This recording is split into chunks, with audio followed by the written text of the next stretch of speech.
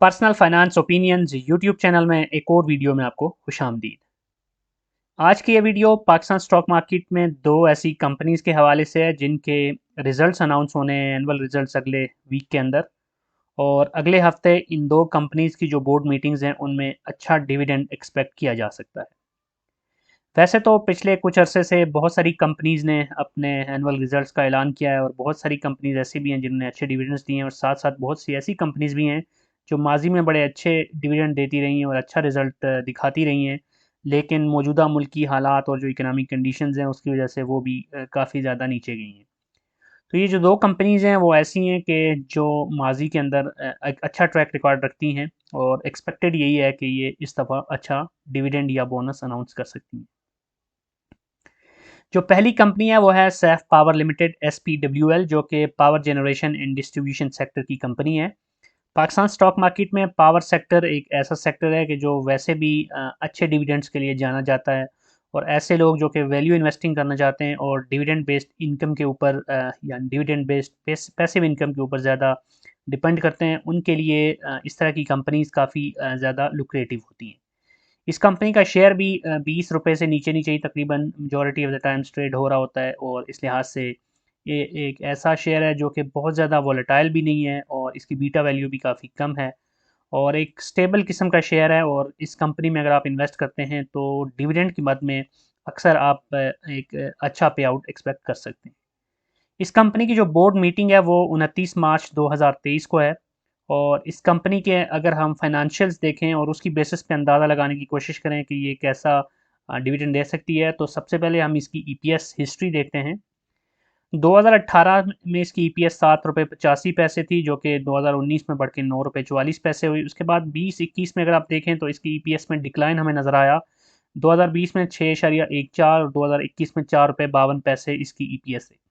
2022 के अब तक के जो इससे पहले 3 क्वार्टर्स के रिजल्ट्स इसने अनाउंस किए हैं उसके मुताबिक जो इसकी EPS है वो 3.87 है।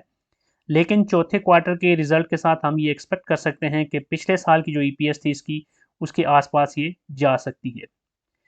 और इसके बाद अगर हम इसकी डिविडेंड हिस्ट्री देखें तो 2018 में इस कंपनी ने 2 रुपये 95 पैसे डिविडेंड दिया था, 2019 में 3 रुपये, 2020 में 3 रुपये 75 पैसे, और 2021 में इसने सबसे ज़्यादा 8 रुपये का डिविडेंड दिया था। और 2022 जो कि जिसके रिजल्ट्स अभी इसने फुल अनाउंस करने हैं, उसके जो 3 क्वार्टर्स का रिजल्ट अनाउंस किया था उसके साथ ये ऑलरेडी 6 रुपये का डिविडेंड दे चुकी है। तो इस लिहाज से अगर वो लोग जिन्होंने 2021 के स्टार्ट में अगर इसमें इन्वेस्ट किया हो, तो उनके लिए तो आइडियली एक ऐसी सिचुएशन बनती है कि 20 रुपये के शेयर पे अगर ऑलरेडी आपने 2 सालों में 14 रुपये के लगभग डिविडेंड ले लिया तो इट मीन्स कि एक ज़बरदस्त इन्वेस्टमेंट कहलाएगी। लेकिन इंपॉर्टेंट चीज़ ये है कि आप जबकि ऑलरेडी ये 6 रुपये का डिविडेंड दे चुकी है 3 क्वार्टर के रिजल्ट के साथ, तो चौथे क्वार्टर के रिजल्ट के साथ कितना डिविडेंड मजीद दे सकती है, कोई बहुत बड़ा नंबर हम एक्सपेक्ट नहीं कर सकते। लेकिन ओवरऑल अगर हम देखें तो 2022 में ये एक्सपेक्ट किया जा सकता है कि 2021 का जितना डिविडेंड था उसके आसपास ही ये डिविडेंड दे सकती है। तो ओवरऑल ये कोई घाटे का सौदा नहीं होगा। 18 रुपये 19 रुपये के शेयर में 2 सालों में ही अगर आप तकरीबन अपनी जितनी भी इन्वेस्टमेंट है उसको न्यूट्रलाइज कर लेते हैं, उसके बराबर आप डिविडेंड की मद में ले लेते हैं, तो ये एक अच्छा ऑप्शन कहलाएगा। एक और इम्पॉर्टेंट चीज़ जो यहाँ पे आपको नज़र आ रही होगी कि इस कंपनी की जो EPS है उसके साथ जो इसकी डिविडेंड है वो मैच नहीं कर रही होती। अक्सर औकात ऐसे होता है कि इनका जो पे आउट रेशो होती है वो 100% से ज़्यादा होती है। तो इसकी वजह ये है कि जो पावर सेक्टर की कंपनीज़ हैं इनको अक्सर गवर्नमेंट की तरफ से जो पेंडिंग पेमेंट्स होती हैं वो जब भी मिलती हैं तो उसकी बेसिस पे ये अच्छे डिविडेंड दे देती हैं। तो इस लिहाज से ज़रूरी नहीं है कि ये जो डिविडेंड आपको दे रही हूँ वो उसी क्वार्टर की अर्निंग की बेस पे ही हो, बल्कि जो पिछली जो इनको पेमेंट्स मिलती हैं उसकी बेसिस पे भी आपको अक्सर ये डिविडेंड दे देती हैं। इसके बाद जो दूसरी कंपनी है वो लेदर एंड टैनरीज सेक्टर की कंपनी है, जो है सर्विस इंडस्ट्रीज लिमिटेड। सर्विस जो कि फुटवेयर भी बनाती है, टायर्स भी बनाती है, और इससे रिलेटेड जो दीगर रबर प्रोडक्ट्स हैं वो भी बनाती है। तो ये एक ऐसी कंपनी है जिसके अक्सर जो डिविडेंड अनाउंस होते हैं वो ईयर एंड पे ही होते हैं। ये इंटरिम डिविडेंड या इंटरिम बोनस वगैरह अनाउंस नहीं किया करती हिस्टोरिकली अगर देखा जाए। तो इस कंपनी की जो बोर्ड मीटिंग है for the financial year ending 31 दिसंबर 2022 वो है 30 मार्च 2023 को। तो 30 मार्च को ये अपने जो 2022 के रिजल्ट्स हैं उसका ऐलान करेगी, और एक्सपेक्टेड है कि इसमें भी ये अच्छा डिविडेंड दे सकती है। आल दो कि ये कंपनी भी ऐसी कंपनीज में से है जो काफ़ी डिक्लाइन का शिकार रही है पिछले कुछ अरसे में। जैसे यहाँ पर आप देख सकते हैं इसकी EPS की हिस्ट्री। 2018 में ये कंपनी बहुत ही उरूज पे थी, 56 रुपये 47 पैसे इसकी EPS थी। उसके बाद फिर एक डिक्लाइन नज़र आया 2019 में 37 रुपये 73 पैसे, 2020 में मजीद गिर के 14 रुपये 69 पैसे और 2021 में और गिरकर 7 रुपये 59 पैसे पे इसकी ईपीएस चली गई। लेकिन 2022 के जो 3 क्वार्टर्स हैं उसमें ऑलरेडी ये 11 रुपये 88 पैसे का ईपीएस कमा चुकी है। तो चौथे क्वार्टर को मिला के हम ये कह सकते हैं कि एक्सपेक्टेड यही है कि 2022 का जो साल है वो इस कंपनी के लिए दोबारा से एक अपवर्ड ट्रेंड की तरफ जर्नी हो सकता है। तो अब इसकी जो डिविडेंड हिस्ट्री है उसको देख लेते हैं। 2018 से लेके 2021 तक हर साल इस कंपनी ने डिविडेंड दिया है। 18 में इसने 30 रुपये दिया, 19 में इसने 20 रुपये, 20 में इसने 15 रुपये और 21 में इसने 7.5 रुपये का डिविडेंड दिया। अब 21 में से 7 रुपये 59 पैसे कमाए और उसमें से 7 रुपये 50 पैसे डिविडेंड दे दिया। तो इट मीन्स कि इसकी जो पे आउट रेशो है वो बहुत अच्छी है और अपने शेयर होल्डर्स को ये अच्छे तरीके से नवाजती रही है। 2022 में अब तक के 3 क्वार्टर्स में इसने डिविडेंड अनाउंस नहीं किया। जैसे कि पहले मैंने बात की कि ये वो कंपनी है जो कि इंटरिम कुछ भी नहीं दिया करती, ये सिर्फ फाइनल रिजल्ट्स के साथ ही ऐलान करती है अपना जो भी डिविडेंड होता है उसका या बोनस होता है। तो इस लिहाज से ये बहुत ज़्यादा एक्सपेक्टेड है कि अभी जो इसका 30 तारीख को बोर्ड मीटिंग है उसमें जो रिजल्ट्स अनाउंस होंगे उसके साथ कोई एक अच्छा डिविडेंड अनाउंस हो सकता है।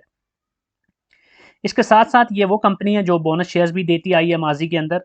2018 में देखें तो इसने 25% बोनस शेयर्स दिए, 19 में इसने 50% और 20 में इसने 100% बोनस शेयर्स दिए थे। लेकिन 21 के अंदर इसने 7.5 रुपये का डिविडेंड तो ज़रूर दिया लेकिन बोनस शेयर्स कोई अनाउंस नहीं किए थे। और 22 में तो अब तक 3 क्वार्टर के रिजल्ट आए तो चौथे क्वार्टर के साथ ये भी हम एक्सपेक्टेशन लगा सकते हैं, ये भी खारिज अज़ इम्कान नहीं है कि ये कोई बोनस शेयर्स भी अनाउंस कर दे, क्योंकि इस कंपनी की हिस्ट्री में ये चीज़ मौजूद है। तो जब भी ये कंपनी अच्छे रिजल्ट्स दिखाती है उसमें कुछ ना कुछ अपने शेयर होल्डर्स को ज़रूर देती है और जब रिजल्ट्स के अंदर नेगेटिव ट्रेंड होता है तो वो हमें इसकी पे आउट्स के अंदर भी वाज़े तौर पे नज़र आ रहा होता है। बहरहाल ये सब एक्सपेक्टेशन के ऊपर है, कोई 100% श्योर नहीं होता कि कौन सी कंपनी डिविडेंड दे रही है, लेकिन एटलीस्ट हम कंपनी के एनालिसिस करके उसकी जो फाइनेंशियल्स हैं उसको देख के एक एस्टिमेशन कर सकते हैं कि मुतवक्के तौर पे ये कंपनी डिविडेंड दे सकती है या नहीं। तो ये वो दो कंपनीज़ हैं जिनके अगले हफ्ते अपनी बोर्ड मीटिंग्स हैं और इनके रिजल्ट्स अनाउंस होने हैं। तो वी कैन एक्सपेक्ट कि ये दोनों कंपनीज़ कुछ अच्छा अपने शेयर होल्डर्स को दे सकती हैं। तो अब देखना है कि आगे चल के मज़ीद किस तरह की सिचुएशन होती है स्टॉक मार्केट की। तो उसी हिसाब से फिर जो मज़ीद बहुत सारी कंपनीज़ हैं जिनके अभी रिजल्ट्स अनाउंस नहीं हुए, तो उनके हवाले से भी आपको अप टू डेट किया जा अपडेटेड रखा जाएगा इस चैनल के। That's it from this video. I hope कि ये इन्फॉर्मेशन आपके लिए यूज़फुल हुई होगी। अगर आपका कोई क्वेश्चन है, कोई फीडबैक है तो कमेंट सेक्शन में लिख सकते हैं। और अगर आपको ये वीडियो पसंद आई है तो चैनल को सब्सक्राइब करना, वीडियो को लाइक करना, बेल आइकन को प्रेस करना मत भूलिएगा। Thank you very much.